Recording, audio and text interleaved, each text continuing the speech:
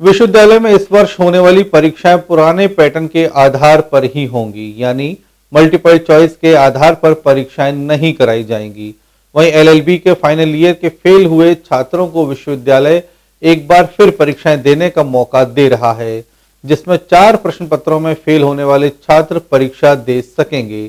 परीक्षा समिति की हुई बैठक में आगामी परीक्षाओं के संबंध में भी कई निर्णय किए गए।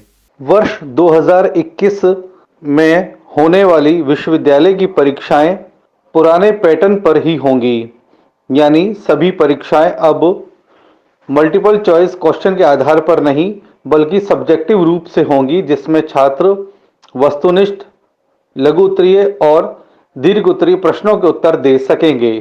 वहीं एक बड़ा परिवर्तन करते हुए छात्रों को कोरोना काल के दौरान पढ़ाई में आई समस्याओं को देखते हुए कुछ राहत दी है, जिसके तहत छात्रों को अब 10 में से केवल 4 प्रश्नों के ही उत्तर देने होंगे।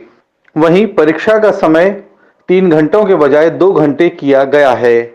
इसके साथ ही 2020 में राष्ट्र गौरव, एनवायरमेंटल स्टडीज और फिजिकल एजुकेशन की परीक्षा में सम्मिलित होने से वंचित रह गए छात्रों को औसत अंक प्रदान कर दिए जाएंगे।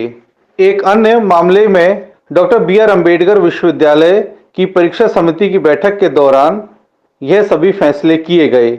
इसके अलावा एक अन्य मामले में एलएलबी के छात्रों के मुद्दे पर भी विस्तार से चर्चा की गई, जिसमें यह निर्णय लिया गया कि छात्रों को औसत अंक देके पास नहीं किया जाएगा, बल्कि जो छात्र 4 विषयों तक में फेल है वे पुनर्परीक्षा दे सकते हैं।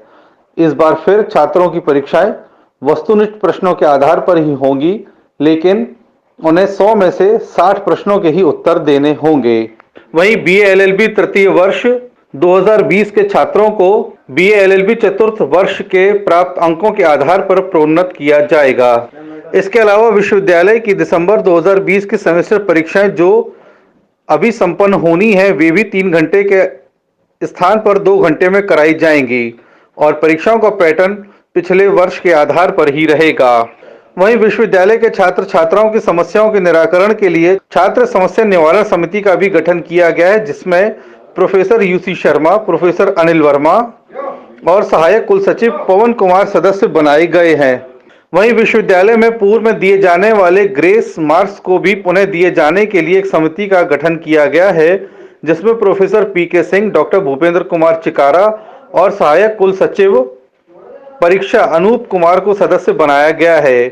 परीक्षा समिति की बैठक के दौरान मुख्य परीक्षा सत्र 2019-20 में अनुचित साधनों का प्रयोग करने में पकड़े गए छात्रों और महाविद्यालयों के मामले में यूएफएम कमेटी की रिपोर्ट भी प्रस्तुत की गई, जिसे सर्वसम्मति से स्वीकृत कर दिया गया।